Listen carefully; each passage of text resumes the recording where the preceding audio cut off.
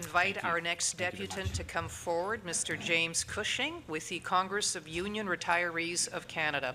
Please come forward. Make yourself comfortable. Mr. Cushing, you'll have 5 minutes to address our committee, and then each caucus will have 3 minutes to engage with you in questions, so please make yourself comfortable. Okay, thank you. And start by introducing yourself to Hansard, and start any time.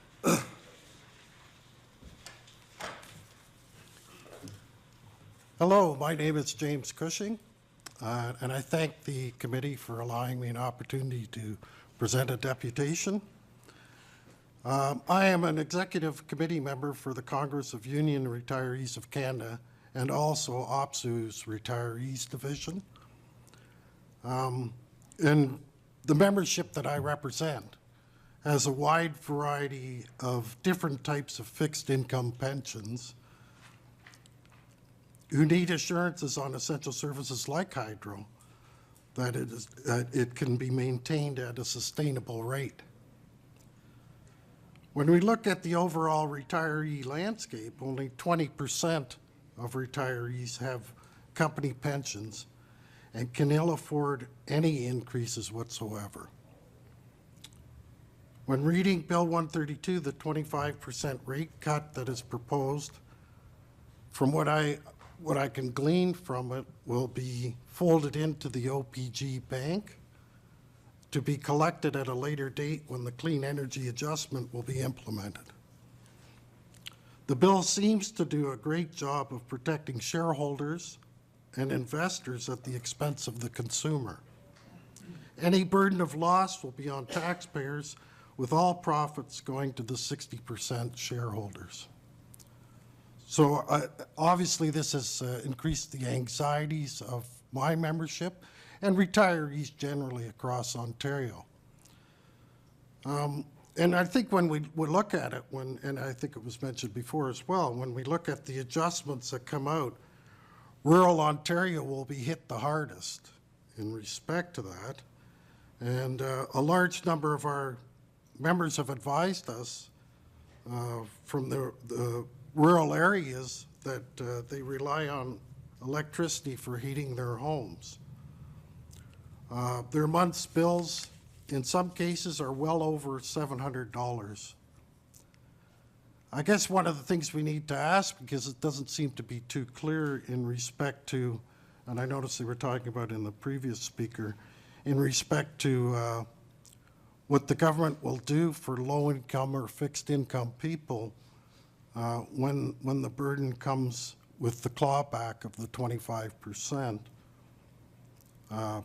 As of course, there's going to be additional costs, and I think there was mentions of the interest rate and that kind of thing, paying the interest on it as well.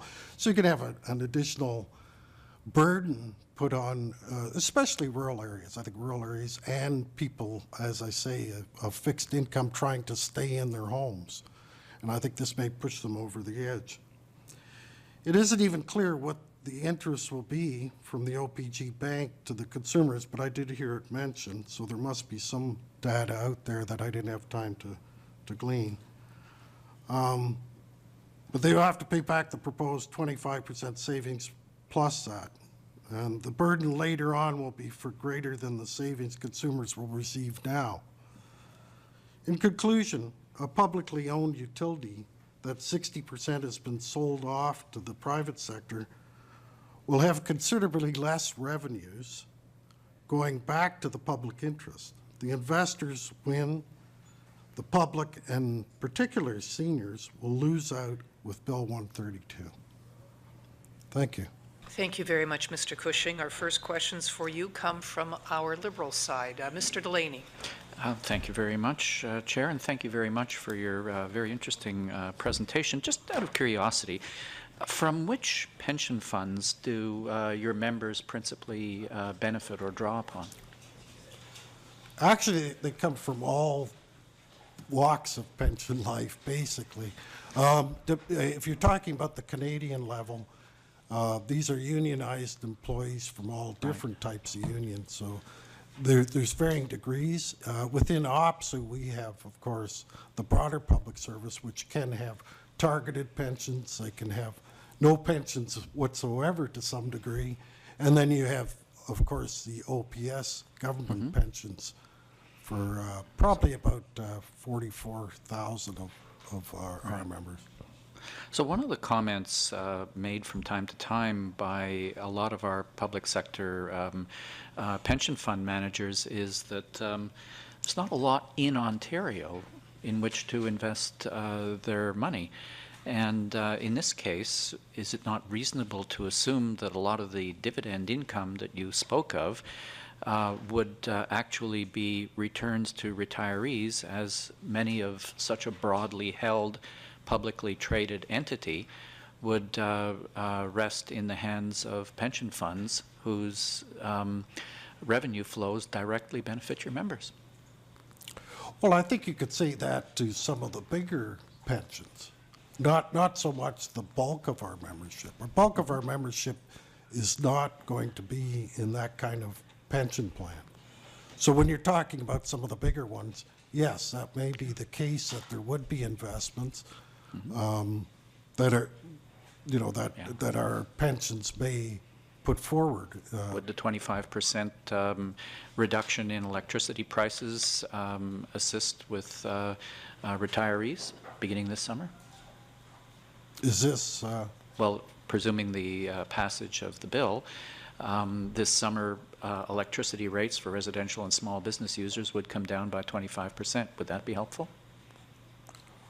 Well, I'm sure that would be helpful for people to get 25% off their hydro rates, but if it's in anticipation of 4 years from now, paying that back as our previous presenter pointed out, that would be conjecture. Thank you, Chair. Thank you very much. Our next questions for you are from our PC caucus, MPP Walker. Thank you very much, Mr. Cushing. One of your first comments was that retirees cannot afford any rate increase, if I'm correct. The sad news is, in the report we received this morning from the Fiscal Accountability Officer, as of 2028, you'll be paying 12% more. So not good news for you to start off with this, with. There's also going to be 4 times the debt retirement charge than what you were paying when it was last on your bill. So again, not good news. And if I'm going to, I'll just read this from the FAO's report this morning. The estimated $45 billion cost of the province assumes that the province is able to achieve and maintain a balanced budget over 29 years. Now, if you look at the last number of years with the current government, I don't think that that's really something that people go to bed at night feeling very good about. I believe it is also at the lowest rates are assuming that interest rates will not move, and we know those historically always move.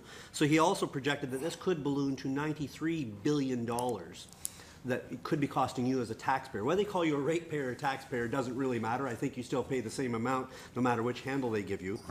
And, you know, at the end of the day, what we were really hoping to see was they would actually address the system so that they're actually, over time, getting rid of some of the systemic increases in there. Hydro One, you would have liked to have seen them take $25 billion if they could find it and put into the asset to lower the cost and make it more stable over the years. So I'm very concerned. You raised issues about rural areas and certainly the homeowners. Businesses, the small grocery stores are telling me in my backyard, if we don't somehow address this, those rates are being passed on to my customers. So not only are you paying higher hydro rates after a 4-year reprieve and an election cycle, you're actually going to be paying more at the grocery store and everywhere else you go that produces energy. So it's a very challenging system. Would you have thought that if they were going to sell Hydro One, that it should have been in their election platform in the last campaign? Definitely. And if they were going to sell, would you have thought at the very minimum it should have been a referendum of the people? 85% of the people of Ontario are saying don't sell Hydro One, and yet they continue to move down that path. How did you feel about that?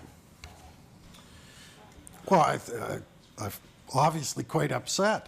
I think that one of the things that we know is that when you move to the private sector, they're looking at profits.